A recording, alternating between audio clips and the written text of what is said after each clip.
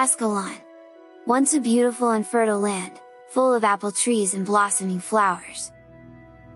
Humans speak fondly of its past with its warm morning breeze, of living simply in peace, a memory of golden light like a moment trapped in amber. Charr say they've been here first, this is their homeland and their birthright, their hunting grounds, which humans stole from them with the powers from their gods. So whose land is this? Who has a real claim to it? Hello travelers! I am Lorkeen, your traveler's guide to Tyria, and today we get our boots out of the snow and travel back in time, to the start of it all, to see who really has a claim to Ascalon.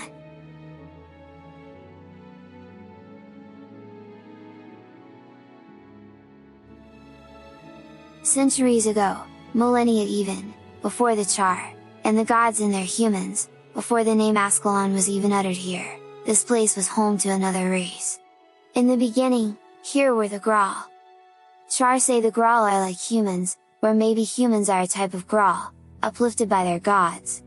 Humans point out the Grawl are hunched and walk on their toes, surely they're kin to the Charr. Most likely they are neither, just a primitive species of religious scavengers, meek and humble, too superstitious to even tolerate each other, too busy worshipping stones and statues to amount to more than a crude existence. Back then, the Charr were primitive too.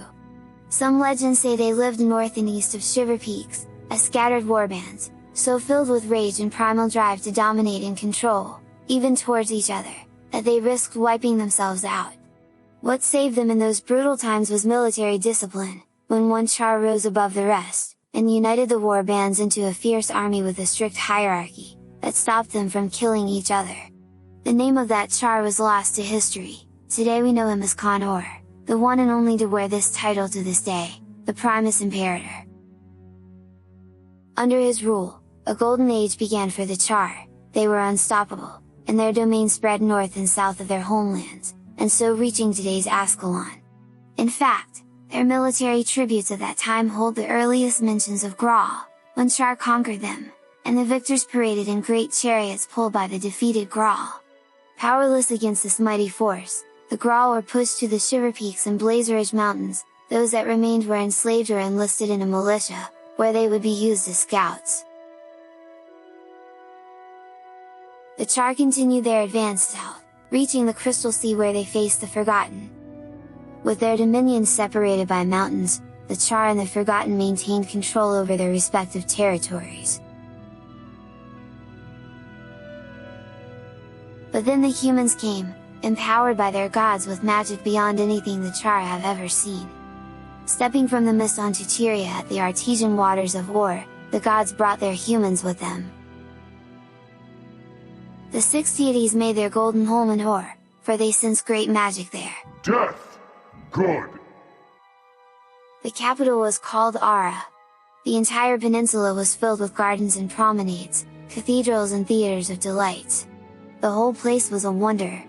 And the gods crafted tremendous weapons here, where they collected ancient artifacts of great power.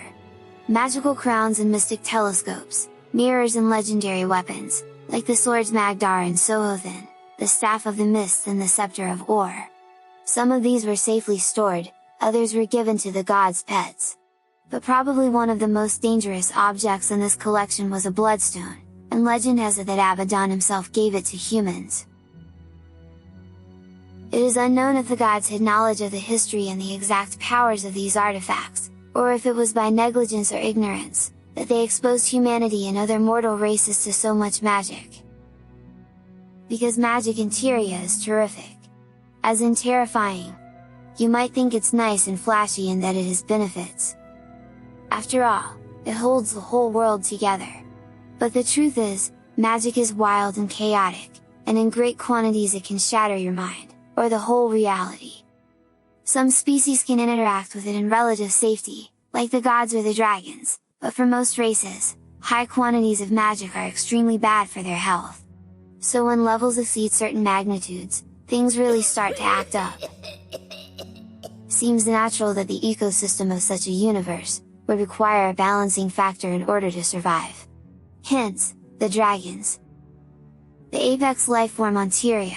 The elder dragons are part of the cosmic mechanism of this world, that scholars call the All, or the Antikytheria. The dragons embody primordial forces of nature, they have spheres of influence. And they live in a cycle of Tyrian destruction. They wake up to feed, draining the world of most of the magic, ripping civilizations apart. Afterwards, they slumber for some thousand of years, while magic seeps from their bodies back into the world. Last time the dragons awoke was more than 10,000 years ago. The elder races who inhabited Tyria back then, put aside their differences, and forged an alliance against this existential threat. These races were the Forgotten, the Mursaat and the Seers, the Jotun and the Dwarves. But their alliance was fragile, not all followed the plan. The Forgotten found a great spell to purify corruption, and they tried it on Glost, Kralkatorrik's scion and champion. The spell worked, Glost gained her freedom and changed her name to Glint. The Seer had another idea. They created first a Shadowstone, an artifact to amplify magic. Empowered by this, the Seer made then something even more potent, the Bloodstone. This was a great battery, to store enough magic to last centuries. So when time came to battle, as Zaitan arose, only the Forgotten and the Mursaat answered the call. They had armies of jade constructs and enchanted armors, but they still lost the fight, and suffered many casualties. The Mursaat felt betrayed by this abandonment, so they refused to give up their magic to be stored into the Bloodstone. Instead, the Mursaat learned how to shift out of phase with the world, and they fled into the mist. While the dragons tore Tyria apart, sipping its magic dry, Glint took pity on some races and hid them away from her master's notice. When the elder dragons had their fill, they fell back into slumber, and the other races slowly re-emerged. After all these, the Jotun refused to rely on the magic ever again, and in combination with many internal conflicts, they lost all their knowledge, and in time, their wits too. The Forgotten and Dwarves started working with Glint, on a plan to free Tyria from the draconic cycles. This would be her legacy. Glint was also an oracle, so she compiled the Flameseeker Prophecies, in which she foretold the events from humans' arrival, to the next dragon's stir. She also casually mentioned, that the Mursaat would die if the Titans would roam free. Speaking of Mursaat, they came back too, and at some point a great war started between them and the Seer. It involved spectral agony and infusions, but in the end, the Seer were wiped almost completely from the face of Tyria. These events were long past when humanity arrived. From all the elder races, the Seer were decimated, the Jotun were dim, the Dwarves hid in the mountains, and the Mursaat were unseen. Only the Forgotten, friends with the gods, welcomed the humans as they stepped onto this land. With weapons from the gods and the Forgotten, humanity spread. We find them on the shores of Kantha, in 786 BE, and from there, the humans went north. They are in the desert in 205 BE. By 100 BE the humans reached these lands of Ascalon, and fought the Charr for the first time. Empowered by the gods and with help from Balthazar himself, the humans were victorious, and Rurik was crowned the first king of the new Republic of Ascalon. The Charr didn't falter, and truly united against a common enemy, they planned their counterstrike. But then tragedy struck. Khan was assassinated. To this day it is unknown who did it and why, just that it left the legions in disarray. A war of succession followed between 4 of Khan-Ur's children. They were the leaders of the High Legions, of Ash Blood Flame and Iron. None could defeat the other. It was during these fights, that the Imperator weapon and symbol of stability and power, the Claw of the Khan-Ur, was lost. Meanwhile humans continued fighting, among themselves and other races. They had great magic and that gave them power, which was then abused. Wars reached such terrifying proportions, that Rurik traveled to Ara and begged the gods to take the magic away. Most gods agreed and used Rurik's blood to seal the magic back into the Bloodstone, which was broken in 5 parts. 4 of those parts represented each of the schools of magic, the 5th piece being a keystone, that would allow Rurik's descendants to put the stone back together. At least that's how the legend goes. These pieces were thrown into a volcano, called Abaddon's Mouth. But Abaddon, the god of knowledge and water, did not approve of any of this, and he declared war on the other deities. The conflict was exacerbated by Abaddon's followers, the seafaring Margonites, when they desecrated the temples of the other gods. In response, the Forgotten entered the fray. A battle so ferocious followed, that oceans boiled away, leaving behind only desert. Abaddon was imprisoned in the end, and the rest of the gods exodus from this world. 100 years passed, of peace and prosperity for humans. But then, Abaddon's mouth erupted, and the bloodstones were thrown back into this world. Wars started all over again, in a race for these powers. You might have heard of them as the Guild Wars. Doric's kingdom broke up, with his descendants ruling o'er Kryta and Ascalon, while the primeval dynasty governed Olona. Meanwhile the Charr were looking for power too, something to match the humans. Charr had no gods, why worship someone else when you could just fight them, defeat them, and laugh at their corpses? But surely the humans would have not been able to defeat the great army of Charr on their own. Maybe gods were indeed the key to victory.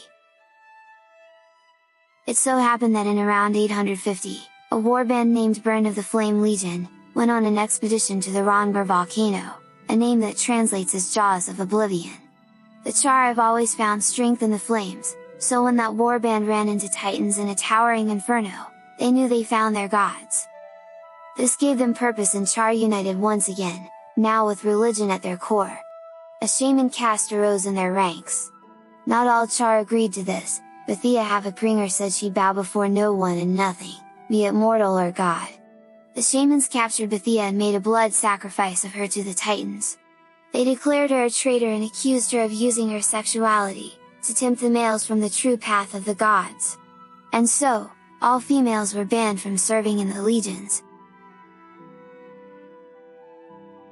What the Charr didn't know was that the titans were serving Abaddon. Deep in the mist inside the realm of torment, in the domain of anguish, lay the foundry of failed creations. It is a prison for the worst Margonites, once human, but now demonic servants of Abaddon. The foulest of them was Fury, who served to him before. When Fury broke free at some point, it sundered its surroundings, only to recreate them to fit the twisted visions trapped inside its cruel mind. The Fury used the foundry to create titans, to serve Abaddon's goals. Some titans slipped to Tyria, where they would bide their time, waiting to wreak havoc in their master's name. In this time in Ascalon, the human nation flourished. The city of Droskir was the capital of the kingdom, its seat of government and business, while its sister town Ren, was founded by Doric himself for the study of arcane arts, to create a powerful defensive force with mages of immense power. Ren was the center of art, magic and learning. They even had an Athenaeum, and the ghost of its curator haunts the desert to this day. In the autumn of 860 AE, not far from Ren, Nolani was built with its Academy of the Arcane Arts, an institution which would become one of the most prestigious schools of magic on the entire continent. Ambassadors from Ur and Kryta often made special arrangements to have their children study here, under the Flaming Scepter Mages, an order of elementalists. In front of the academy, a monument stood in dedication to the Ascalon's Chosen, an important guild which served the human kingdom. A sister academy was built in Droskir, the capital, with portals linking the two schools. In 898 the construction of the Great Northern Wall started. The first phase was complete nearly 100 years later, but every king who ruled Ascalon in that time had added to it. Then in 1013 AE the Third Guild War begins, between Kryta and Ascalon. Or wanted to remain neutral, but the other two nations brought the war to its doorsteps.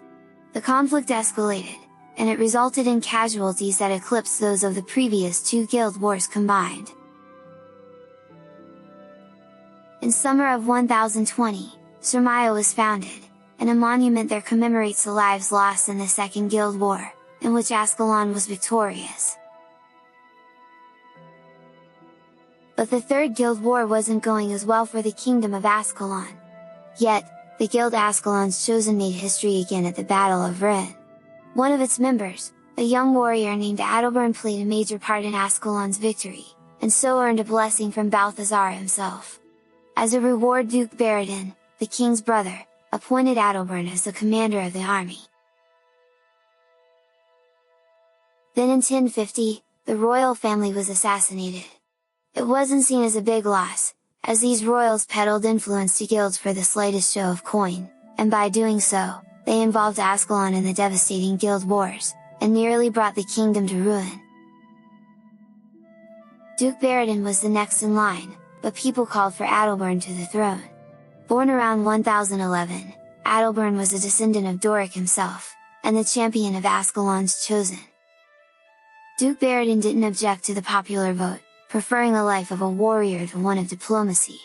And so Adalbern, with his easy demeanor and battlefield heroic, started his reign as one of the most popular kings in the history of the walled nation. 2 years later, in 1052, the battle for Kylo took place. The Guild Ascalon's Chosen took arms to defend the town from the zealots of Shiverpeak, an Orion guild. Mordecai, also called the Reaper of Ascalon, defended the town for 3 days, side by side with its guildmate, the healer Burian. They both lost their life trying to save their guild lord. Devina, Mordecai's daughter, was 5 at that time. She carried her father's memory and she named her hammer in his honor. Mordecai's devotion and sacrifice was the reason why Devina would hold little in higher regard than loyalty. She became a member of Ascalon's Chosen Guild. Later on, Devina joined Eve, Menlo, Sin, Aiden, and some other heroes, in the fight against the Charr, the Ascalonian migration to Kryta, the search for ascension in the Crystal Desert, and later still, they even reached Kantha, where they confronted Shiro Tagachi, and saved Emperor Kisu's life. Devina was also the one to teach Gwyn how to fight. With the humans distracted by the Third Guild War, and their armies scattered, the Charr saw an opportunity to make their move. The Titans gifted the Charr a magic artifact, a Cauldron of Cataclysm, also known as the Searing Cauldron. This artifact was said to be older than recorded history, and forged by ancient entities fallen into sleep and quiescence. The shamans studied the artifact until they unlocked its secrets. Then they moved south, gathering information by threatening and intimidating locals and ambushing soldiers. The Charr even conquered the city of Droskir, forcing the Ascalonians to move their capital to Ren.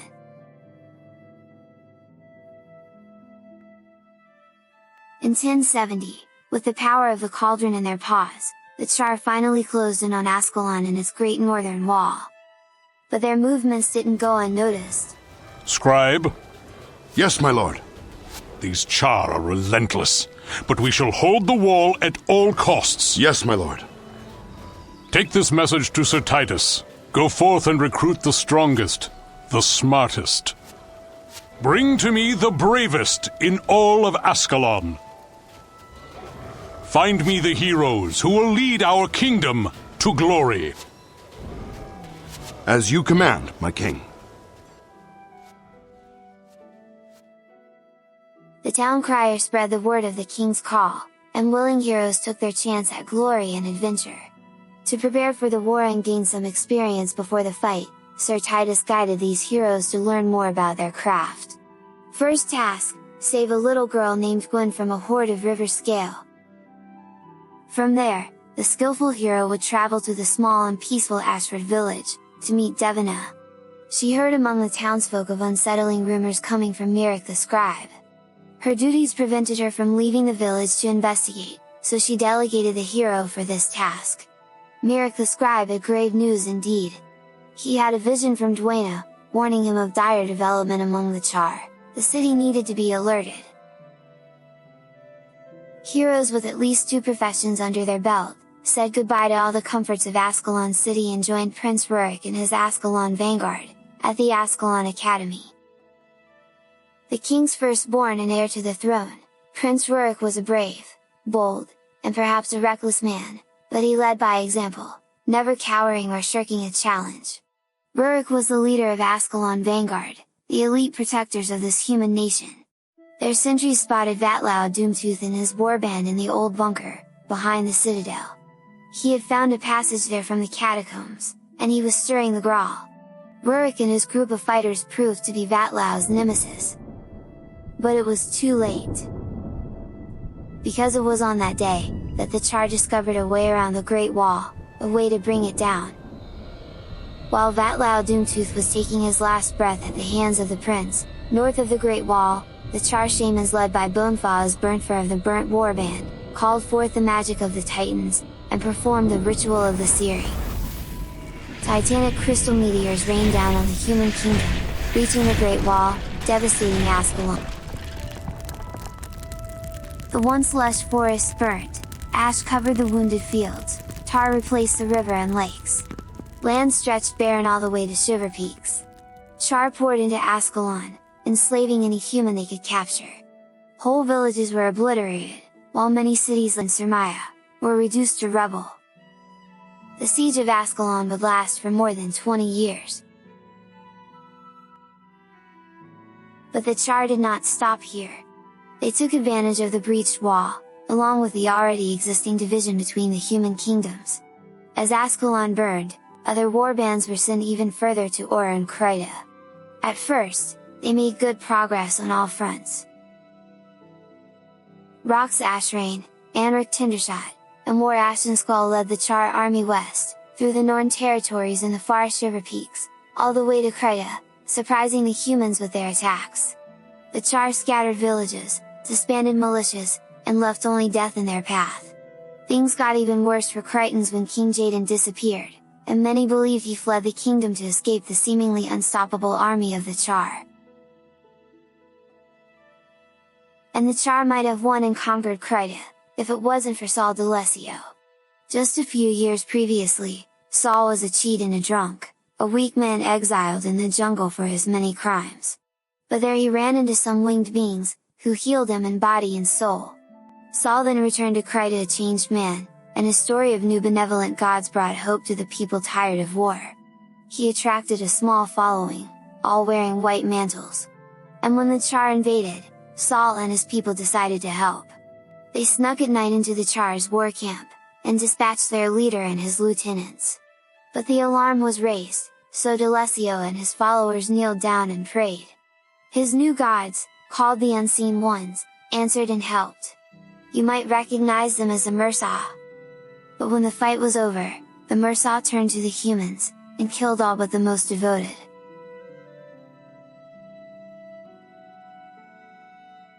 Then they grabbed Saul and took him away. Only a handful of followers were left alive. Among them, some of Saul's best friends, Dorian and Oblian. These ones kept the events of that night secret, telling people instead that Saul sacrificed himself for the good of Kryta and his countrymen.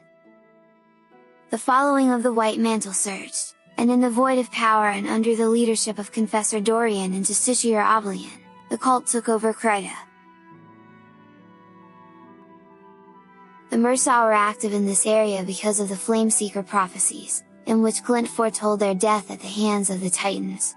So the Mursaat invested quite a lot of time and energy in guarding the door of Kamali, in the Ring of Fire Islands.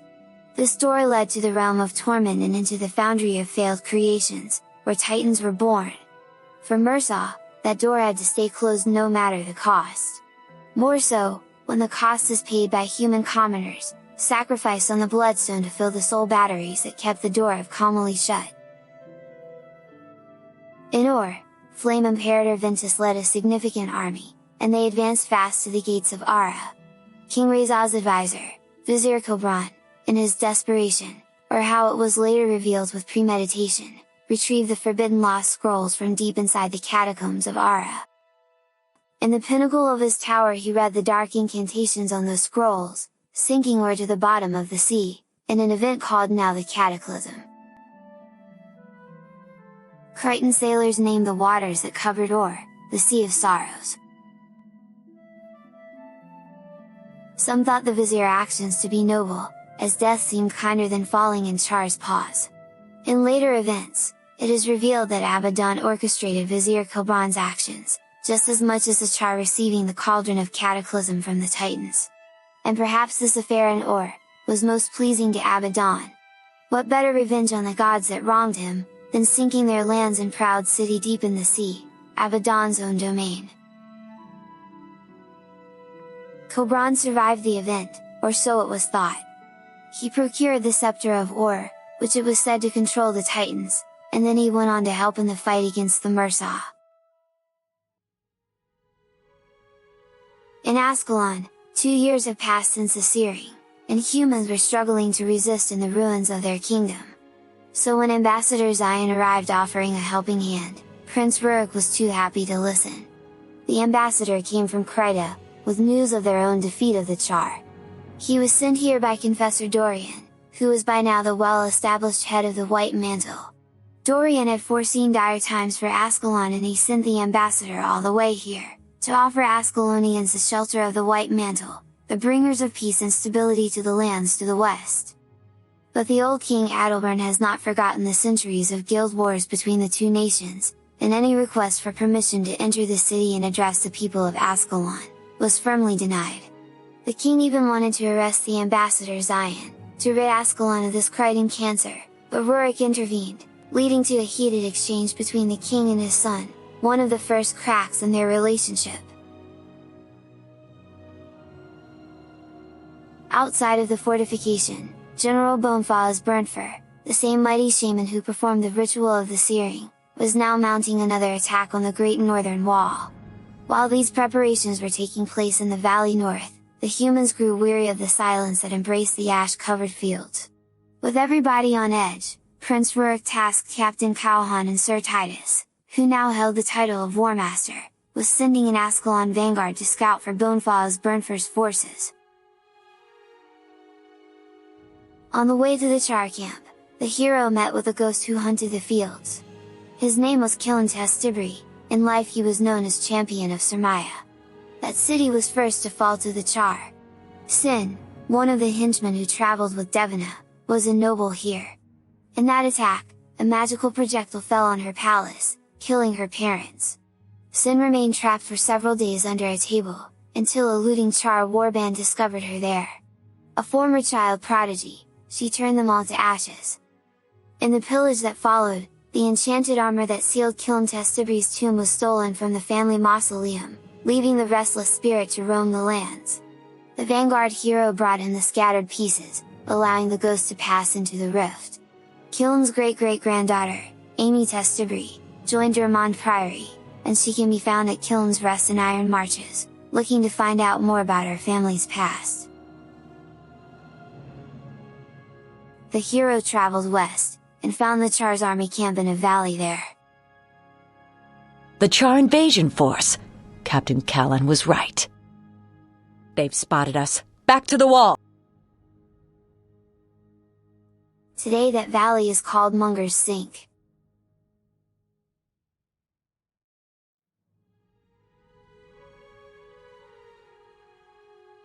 You're back. Well done. What news of the Charr? Sir, we found Bonfaz Burnfer and the Charr army, in a valley to the north, but I'm afraid we were spotted. They come for the wall as we speak. There are too many. We'll never hold them back. The wall is lost. We must fall back. Retreat! Retreat!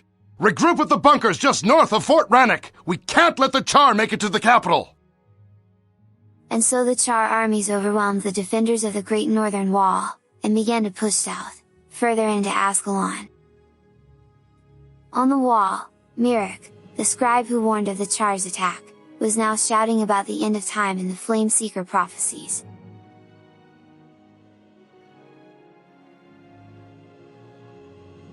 Prince Rurik was bringing reinforcements from Ren, while the remaining Ascalonian army was trying to regroup, in one more effort to retake the wall.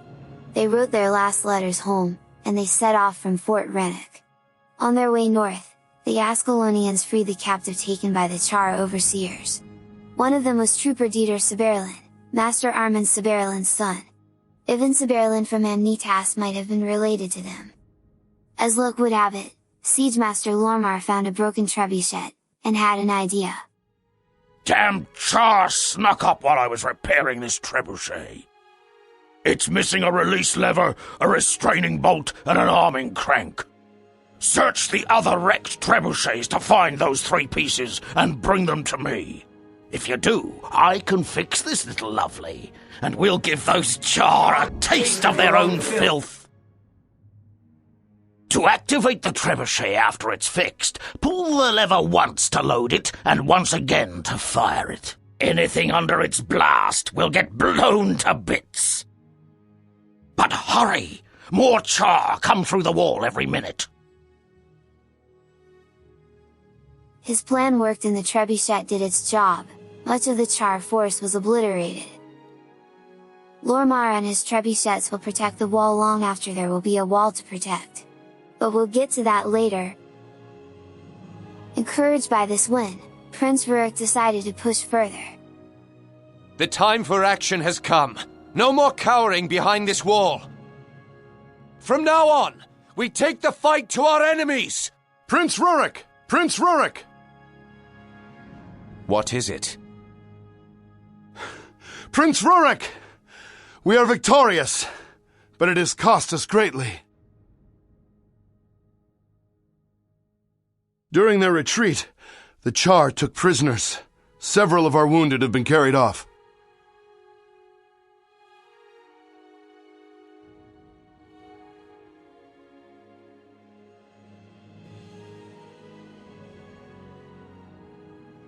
Ascalons will live in fear of these beasts no more.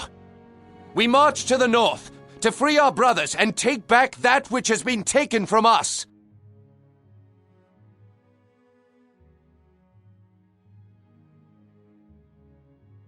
And so Prince Rurik led his vanguard into the lands north of the wall, once his childhood playground, now desolated and wounded. Their mission proved fruitful, finding many prisoners of the Ascalonian army, and even some people captured during the initial attack. Gods, how long have you been out here, man? I don't know. Since my unit was taken at the end of the last Guild War, I think. Since the sky rained fire and destroyed Ascalon. You've been here since the Searing? That's over 2 years. Are there others? Yes, the remnants of my unit. The Flaming Scepter mages. Soldiers who have been slaves since the end of the war? They're being held in the ruins of the old capital, Draskir. Then we go to Draskir. My lord, night is falling. If we don't head for the wall now, we may all be captured. I understand the dangers, but Balthazar be damned if I allow those soldiers to remain slaves to the Charr. I can show you where they are being held. Very good. We head north then, to Draskir. One of the prisoners had some valuable intel to share. The Charr shamans, called the Flame Keepers, would pass close by with their sacred flame, a daily ritual they were performing to keep the fires in the temple burning, a sign of reverence towards their Titans gods. They would carry this flame up the hill, to a place of worship. The Charr believed that if the fire would go out, their gods would unleash their fury on the Charr. The sacred flame was also a symbol of unity, something the Charr would sacrifice themselves for, to ensure it burned forever. This knowledge gave the vanguard an idea. One of them sneaked past the shamans, killed the ember bearers, and extinguished the flame. Then the warriors and their prince left the ruins of Surmia and went further to Draskir, and straight to the Royal Academy for shelter. Rurik studied there as a boy, so while the mages and the soldiers held off the Charr long enough, he activated some runes and opened the gate of the school. The Academy of Draskir was linked to its sister school, the Academy of Nolani. Quickly, this way!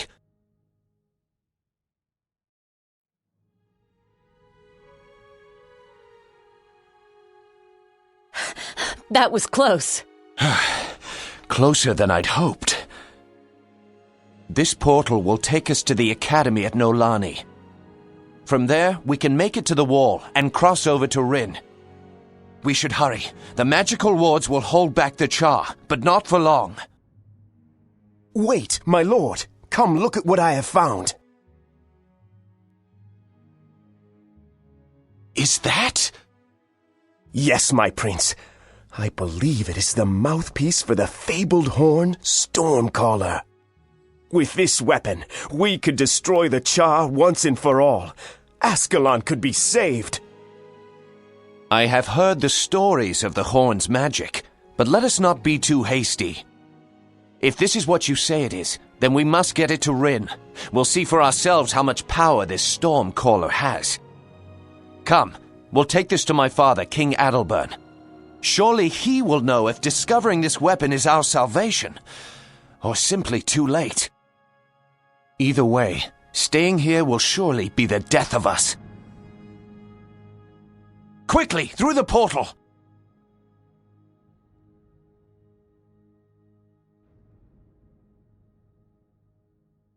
Nolani was not in a better shape than its sister academy. With its walls ruined by searing crystals, the school was now surrounded, and under siege by the Charr. Some of the prince's soldiers sneaked out and ambushed the Charr Rangers, while the prince and the mages held the defenses. Close to the wall, the soldiers found Watchman Praemus. He was ordered by his captain to retrieve the Tome of the Fallen, from the ancient burial site for the soldiers who died defending the Great Northern Wall. His captain wished Praemus to study the book, to try to harness its powers and use it against the invading armies. Unknown to them, that book was cursed, and they learnt this too late. This book freed the spirits of the fallen, who were now savagely assaulting the Watchman's comrades. Praemus was a scholar as much as a soldier, and he later wrote a book about the events taking place here. It became the definitive tome on the history of the ancient relic used in the war against the Charr. It is called Stormcaller, Calling the Storm, now in the Special Collections section of the Durmond Priory. Rurik's men put the book back on its pedestal, and so gave peace to the spirits. Before they faded into the mist, those spirits whispered about Ascalon's destruction being foretold long ago, in Glint's Flameseeker's prophecy. Although the prince's men helped Praemus undo the book's curse, centuries later on certain nights, Praemus' ghost can be seen still roaming these lands.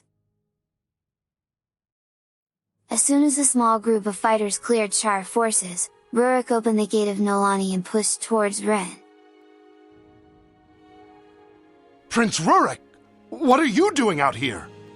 Open this door. You will let us through. But sir, the king swore death if the door was opened. And I swear death if you don't stand aside this instant. Yes, my prince.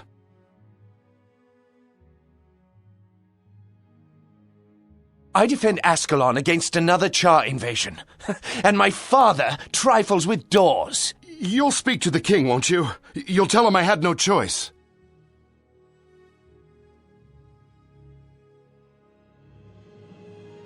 By Balthazar's beard, Rin burns! I told the king the Charr would not be held for long! We must get to Hornhill.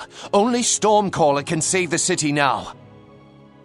The Stormcaller was a legendary weapon, forged by Doric to demonstrate the king's mastery of the arcane arts, but it soon became a weapon of destruction. It was placed on the Horn Hill, north of Ren, and it was prophesied that the sounds of the billowing pipes would render the enemies of Ascalon helpless.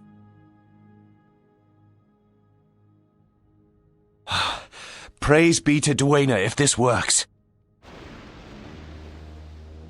Blowing the Stormcaller conjured up rain on the ruins, which put out the Flame Legion's fires.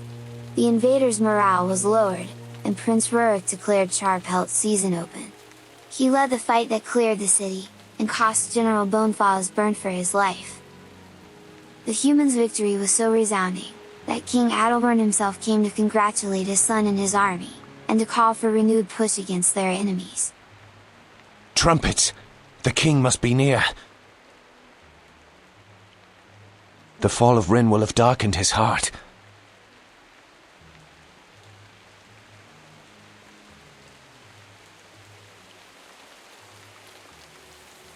Hail King Adalbern!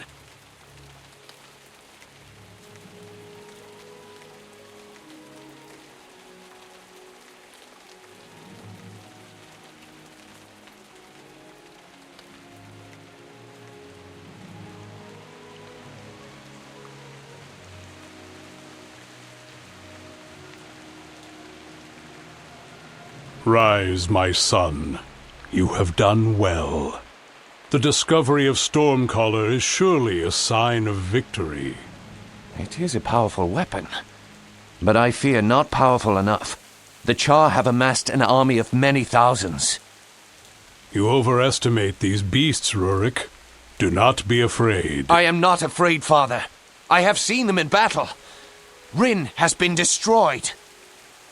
It would be wise to escape while we can. We should make for Kryta and rebuild our strength, not wait here for death. I will never allow Ascalons to live in the shadow of the Krytans. It is Rin that will be rebuilt. And you will learn your place. You have grown proud, Adalbern of Ascalon. Proud and foolish. You would dare call your king a fool? I will hear no more. I banish you from Ascalon. You are no longer my prince, and you are no longer my son! People of Rin, your king will lead you to death. If you wish to see better days, if you wish to live, then leave the beasts behind and follow me over the Shiver Peaks. We make for Kryta and a new life, free of the Charr. Many Ascalonians answered their prince's call and followed him through Shiver Peaks, in hopes of reaching Kryta, and leaving the terrors of war behind. The journey proved perilous, as Ascalonians needed to pass through the cold lands of the Deldrimmer Dwarves, who were fighting with their cousins of the Stone Summit. If all these dangers were not enough, the weather also turned on the humans, as a storm hit the Borlis Pass. But while Prince Rurik was looking to negotiate passage with the Deldrimmer King Jalis Ironhammer, the Ascalon Vanguard cleared the road of the Stone Summit Dwarves and Centaurs. They lit the storm beacons, saved some Deldrimmer captives, and brought an end to the siege of Crok's Hollow. Ah, my good and excellent friends! I got pinned down here in Crok's Hollow when the Stone Summit attacked. Good thing we arrived when we did. I owe you many thanks. I would raise a pint of dwarven ale in your honor, but there is still much work to do. Well, perhaps when everyone is safely through Borlis Pass. Agreed, but now I must go back and lead our people to Grubel's Gulch.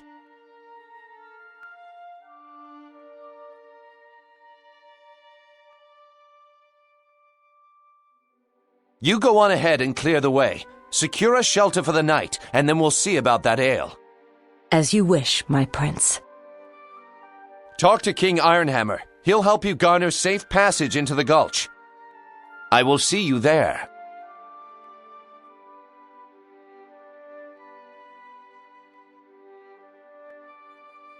The good dwarfs of Deldrimmer thank you for your help. We do what we can to honor the old alliances. Then the Deldrimmer dwarfs will honor them as well. Your prince's request for passage through the mountains has been granted. Take this enchanted torch and light the beacon outside Grubel's Gulch. My brother, Breknar Ironhammer, will open the gate for you once he sees the arcane flame. Your people will be safe in the gulch for the night. Thank you, King Ironhammer. Anything for our friends. Now, waste no more time here. Night will be upon you, and your people will freeze in the cold without shelter. Follow me to the gate.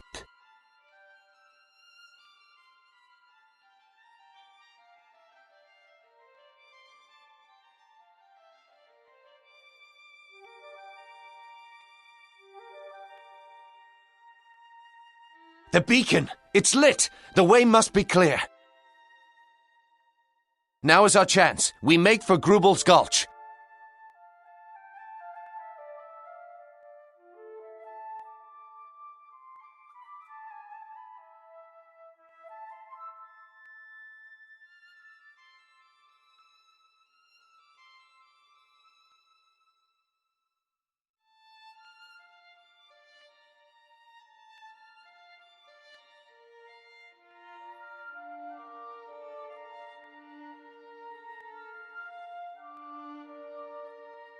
The fighting has stopped. They must have had too much ale tonight. No. That was no brawl. I could swear I heard the shouts of men. What would men be doing on Shiverpeak? I do not know. These are strange days. Sir, the beacon has been lit! Impossible. The stone summit would never abandon their posts. The flames burn brightly, sir. And there is more! A band of men are marching for the gulch. They're approaching the gate! So, it was men who lit the beacon. Whoever it was, they had to get through Dagnar's men to do it. Any enemy of the stone summit is a friend of Deldrimor. Open the gate! Captain, prepare quarters!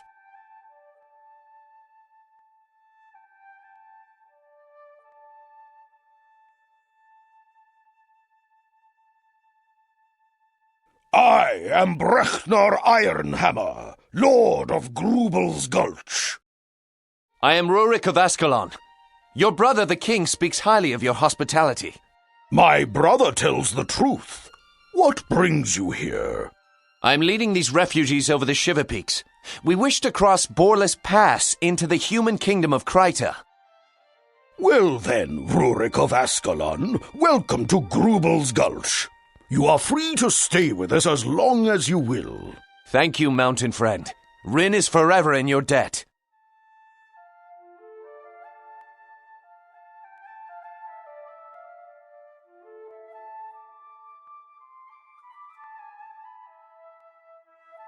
Finally, the Ascalonians reached the Great Frost Gate, northeast of Lorner's Pass.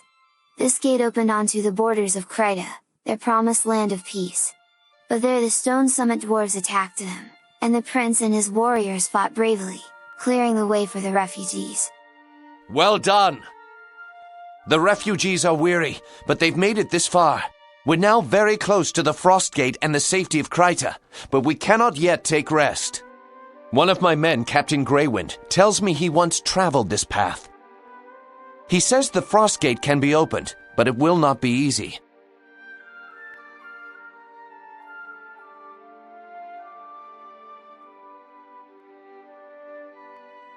There are 3 mechanisms that lift the massive stone.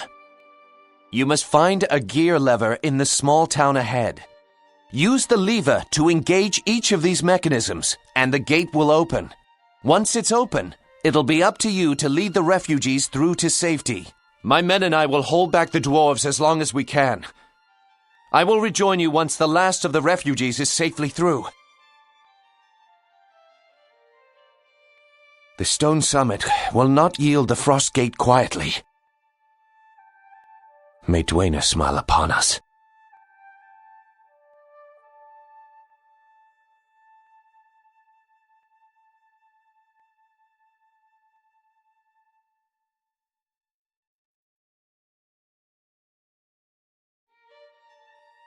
A human warrior opened the gate, letting the refugees pass towards Kryta.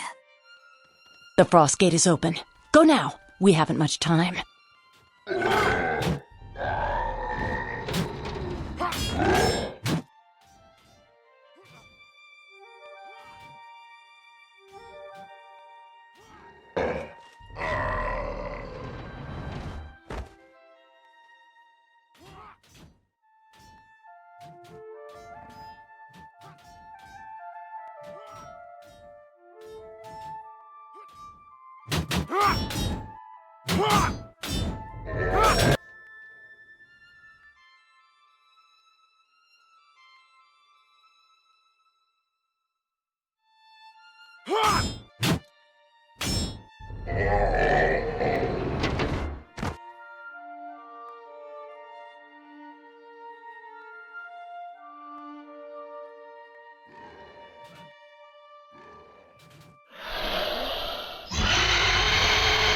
What was that?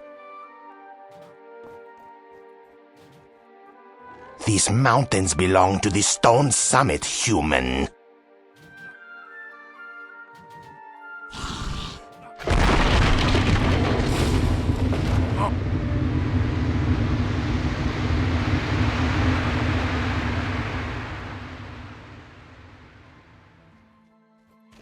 Rurik, no! You cannot save me! Get them to Kryta! Hurry, go!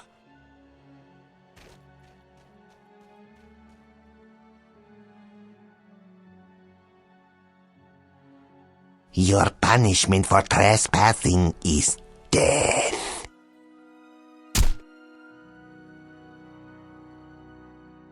The last leg of the journey saw the Ascalonians face centaurs and ice caves, but in the end, tired, cold, and saddened by the death of their prince, they finally made it to the Gates of Kryta. You've arrived in Kryta at the wrong moment, friend. I don't have time for long speeches, but I'll make you this deal. Help me fight these undead, and I'll give you and your people passage into Lion's Arch. For the good of their people, the Ascalonian vanguards helped the White Mantle defeat the undead, and gained entrance to Lion's Arch. Be at peace, brother. May your soul find peace in the mists. Your bravery is unquestionable, your honor unmatched. On behalf of the White Mantle, I thank you greatly for your service. Our founder, Saul D'Alessio himself, would have been proud to call you his friends. As promised, your request for entrance to Lion's Arch has been granted. You and your fellow Ascalons are welcome here. Come, I will escort you to town personally. We will make sure you receive a proper reception.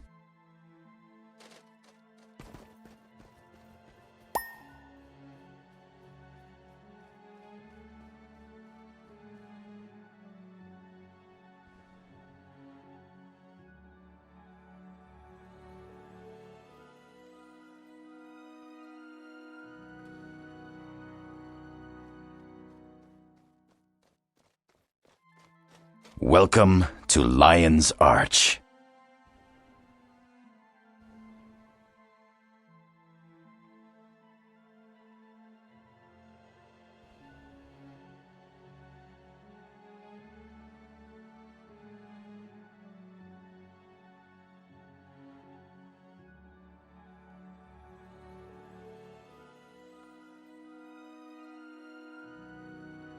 I found it! The Scepter of Ore! Thank Dwayna we found it first. If the undead get this... Come on. The sooner we get this scepter into safekeeping, the better.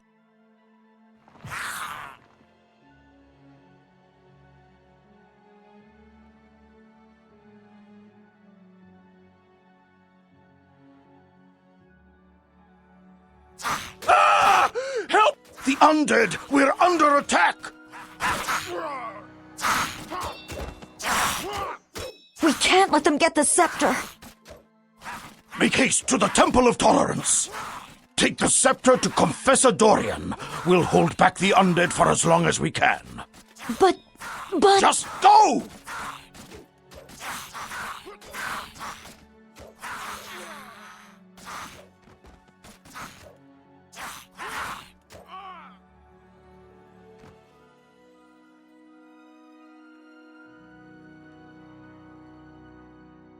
Run, you little fool, run. I have all the time in the world. The scepter will be mine again soon enough. Everything proceeds according to the prophecy.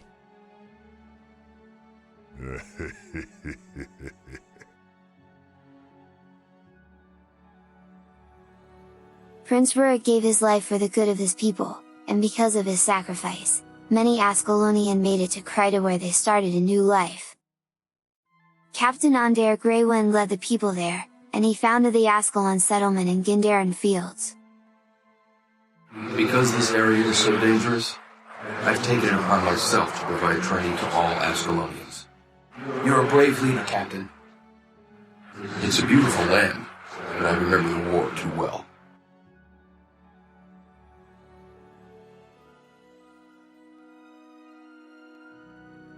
Later that year, some Ascalonians discovered where the White Mantle were getting their magic from, and the heroes switched allegiances in the Krytan Civil War, to the side of the Shining Blades. Helped by Vizier Kobran of Or, they traveled as far as the Ring of Fire, in an attempt to score a final blow against the White Mantle forces. But there they discovered the Vizier's true identity. He didn't survive the sinking of Or, instead he was turned into an undead lich. In Abaddon's name, the lich schemed to open the door of Kamali, and with the help of the Scepter of Or, unleash the Titans onto Tyria, to Hakewood and the Ascalon settlement, in Kryta, to the Hinge of Dunravi in the Maguma jungle, and all the way to Ascalon city. Realizing this, the hero turned their focus on the Lich King. But the former advisor had one more ace up his sleeve.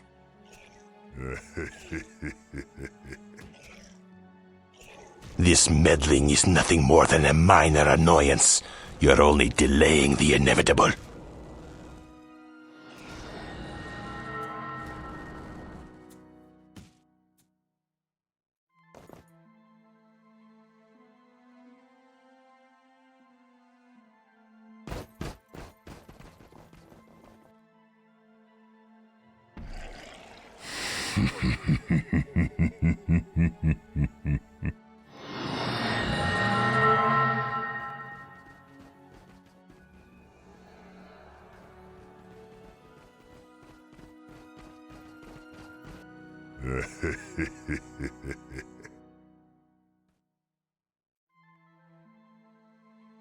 Thanks to you, I command an army powerful enough to conquer all of Tyria, and now I intend to use it.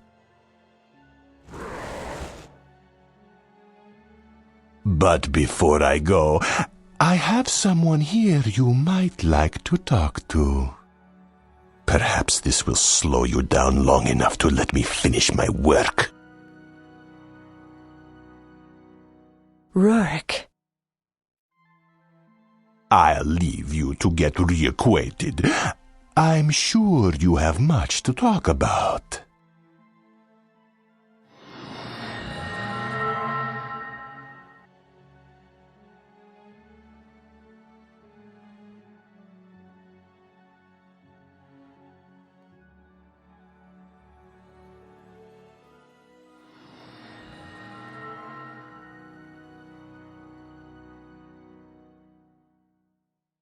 Faldo krasnand jägar. Helklon, helklon, helklon. Faldo krasnand jägar. Oh!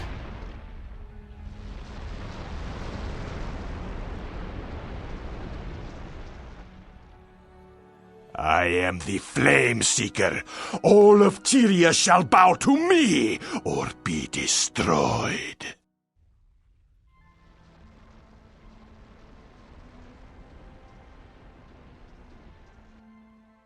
Forgive me. It is not my will to fight you, but I have little choice in the matter. With a heavy heart, the Ascalonian defeated their prince, but Rurik did one more service to his country. Listen to me. The door of Komali must be closed. Kill the Lich while he stands atop the Bloodstone inside the caldera. If you do this, his spirit will recharge the soul batteries, and the door will close again. You have served Ascalon well. I beg of you, do one last duty for your prince. Anything, my prince. End my misery. Release me from the Lich's spell. If that is what you wish.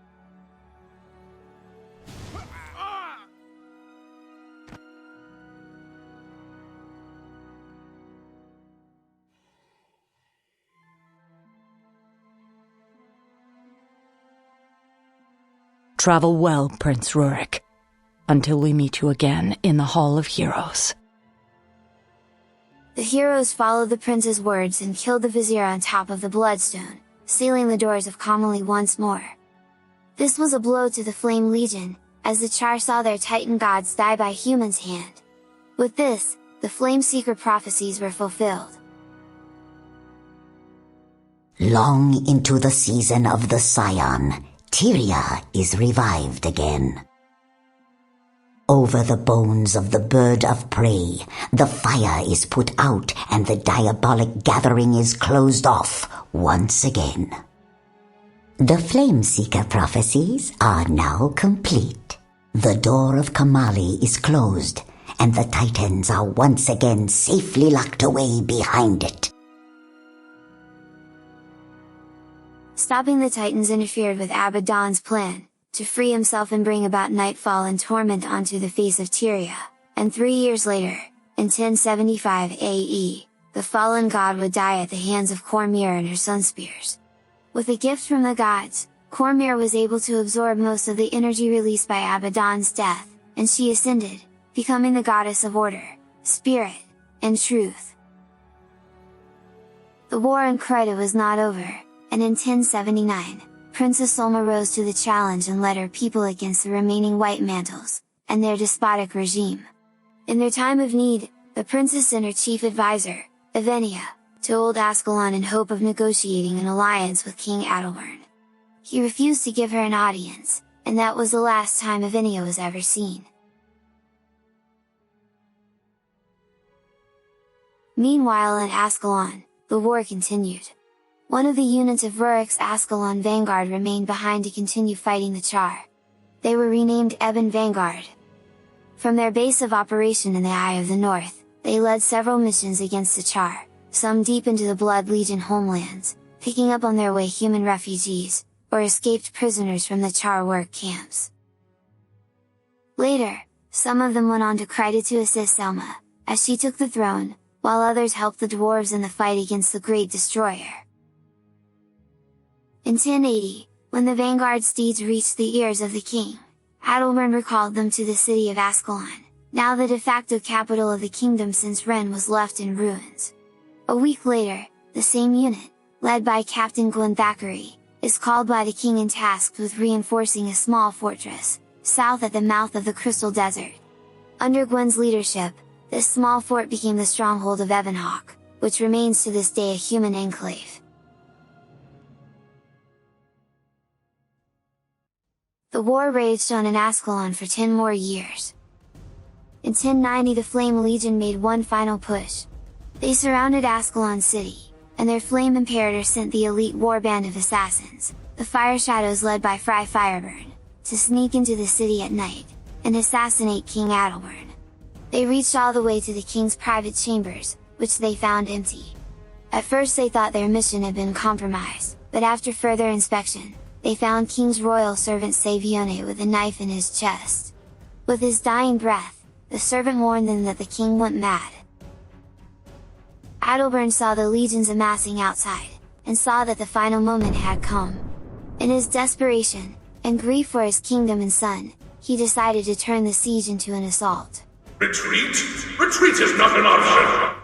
He drew his sword Magdar, a relic of Or in its city of the gods. The king had long known that this weapon had more powers, remnants of the gods themselves, and he decided that Ascalonians may be doomed, but Ascalon would never surrender. Fireburn and his band made a call to abandon their mission, and warned the rest of the Charr. But the Imperator arrested the warband, accusing them of lying to cover their failure. He had the Fire Shadows tied by their claws and feet on stakes, on the viewing hill, from where they could have witnessed the final victory of the Legion. Then the armies of Charr poured into the city of Ascalon. King Adalbern was standing on the highest tower, with Magdar in his hand, shouting at his soldiers to stop retreating. And then, he plunged the sword into the ground. A white fire erupted from the cracks of the stone, unleashing the terrifying Foefire spell. The flame cut through the king and his men, and most of Ascalon. It killed everyone in the city, Charr and humans alike. But those humans blasted by the eerie flame remained bound to the land, becoming the cursed ghosts full of hate that still roam today. The Fire Shadows warband witnessed the destruction, and their fur turned white from the horror. They managed to free themselves and return to the ruins of Ren, to bring news of the Foefire. For his error in judgment, the name of the Imperator who led the attack was erased from all records, sentenced to oblivion. And so the humans' reign over Ascalon ended, leaving only misery behind. After more than a millennia, the Charr felt they returned home. So they started rebuilding. In 1112, the Iron Legion erected the Black Citadel over the crumbling stones of Ren. They left some of the ruins of the human citadel as a reminder of the Charr victory. And the Charr flourished here. Wasn't this a human city once? Once? Now it's ours. But some of the Charr have not forgotten that the gods the Flame Legion served were not gods at all. The dawn of rebellion started in 1078, with an outcast, Pyre Fearshot, a cub of Vatlau Doomtooth, but the culmination of it came in 1116, on the plains of Golgan. The grand cub of Pyre Fearshot, Kala Scorchrazor, rose there against the shaman caste. In secret, she had gathered allies and trained the enslaved females Charr, right under the Flame Legion's snouts. Her band turned the tide on that rebellion, leading to the surrender of the Flame Legion.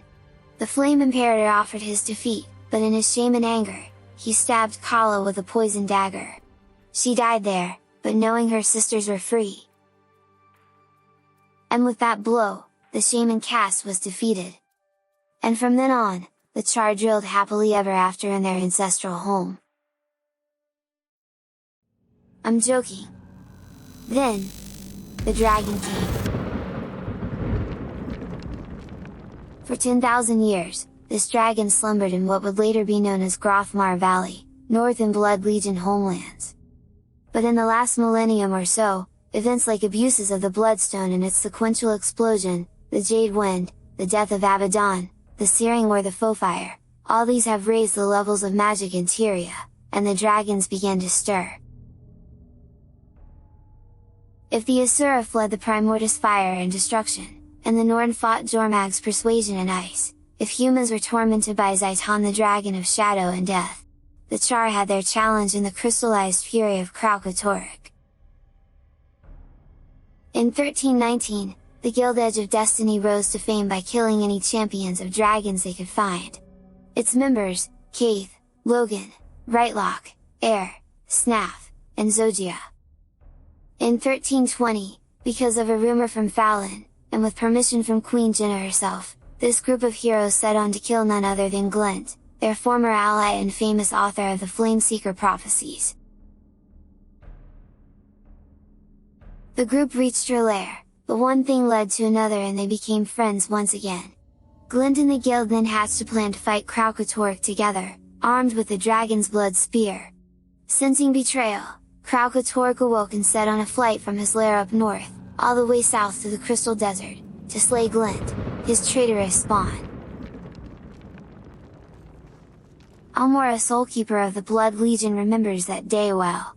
She was on patrol with her soul warband, in the lowland burns, when the dragon flew over Ascalon, leaving behind a ribbon of storm. Almora first felt the beast rather than hearing it. The air's vibrations reached into her bones and made her first stand. The dragon came over the mountain like an angry sun, scorching and warping everything in its path. Her warband was turned on the spot. They screamed and screeched as the dragon's magic corrupted their bodies, their skin shriveling and falling away. The whole warband was transformed into crystalline monsters, their bodies now just shards of glass. Almora alone was spared. For mysterious reasons she was left untouched, keeping her soul. There, in the twisted land of the Dragonbrand, she killed her war siblings, and became a gladium, a Charr's nightmare, a warrior without a band. At the same time, a bit south of there, Queen Jenna was visiting Ebonhawk, the last bastion of humans in Ascalon. She was there to announce the activation of the repaired Asura Gate, which would offer the besieged stronghold much needed supplies, to resist in the face of the constant attacks from the Charr. The dragon's approach interrupted the queen's speech. She sensed a presence in the coming storm, and she used her mesmer powers to peer in the darkness within, and for a moment her mind linked with the dragon. She felt its bottomless hunger and endless outrage. The dragon peered in her mind too, and true to its nature, it sent a horde of fresh branded ogres to attack the stronghold, in what is called today the Ogre Revolt. The damage was severe, and the queen called Logan to help. He abandoned Glint and Destiny's Edge, and teleported away to Ebonhawk. His presence there helped keep the ogres at bay, until Jenna with the aid of Annis, casted a great glamour spell. It showed a vision of Kralkatorrik in the sky, flying above an already branded city. This fooled the ogres enough to abandon the fight, and leave south after their master. These ogres, Chief Cronin and his horde, can still be found terrorizing the north of Crystal Oasis.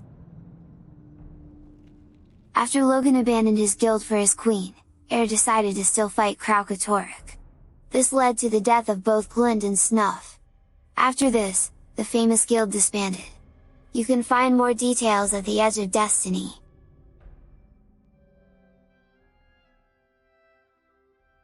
In Ascalon, after emerging from the darkness of grief, Almora knew what had to be done.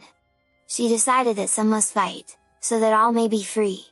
No one alone could kill Kralkatorrik, the people of Tyria would have to unite. She made new friends, like Chavi Jorah's Dottir, or Loranther of the Wild.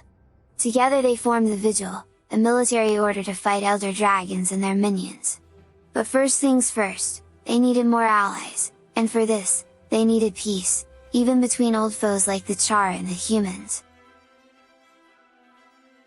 They weren't alone to follow this logic. And so Queen Jenna and Ash Legion Imperator Malice Swordshadow, with the help of General Almora Soulkeeper, formed a discreet truce between the human and Charr factions. And they came up with a plan. There was something the Charr valued, something that the humans could give back, as a symbol of peace. The ancient claw of Con-Ur was last seen, in possession of the Flame Imperator who led the attack on Ascalon City, when King Adalbern unleashed the Foefire spell. Surely the weapon was still there, in the ruins of the great city. But the ghosts of Ascalon still haunted that place. So in 1324, Almora gathered a group of warriors and mischiefs, and sent them on a mission to recover the claw. Her own niece Ember Doomforge was part of that group, along with the Norn Gullik Otson, the Silvari Colleen, the Asura Cranks, and the humans Riona Grady and Dougal Keen. I've heard that the Dermond Priory is updating its book lending policy. Ha!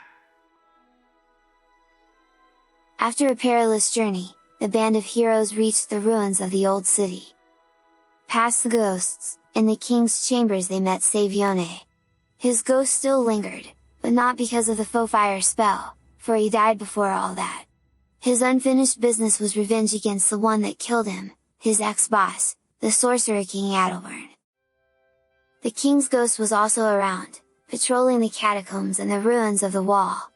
Savione got his revenge by distracting the king, helping the heroes escape his majesty's wrath. The adventurers drove the king into the catacomb, and then they raided the royal vaults, where they found the Claw of Con-Ur. They were victorious, but at great personal cost. The ancient artifact was handed to Iron Legion Imperator Smodger the Unflinching, in exchange for the legions to kindly consider a treaty of peace. This was done with the blessing of both Queen Jenna and Duke of Ebonhawk, commander of Ascalon and leader of the Ebon Vanguard, Wade Samuelson, who is said to be of the bloodline with the ancient kings of Ascalon. The Ebonhawk and the Charr Legion ceasefire agreements were signed, and each side pulled back their forces for better use on other fronts. And here we arrive in 1325, when at the summit peak you will find representatives from Divinity's Reach, Ebonhawk, and the High Legions, trying to negotiate the terms of a treaty. There are many who oppose this on both sides, but if you decide to join the Vigil, you can help forge this fragile peace.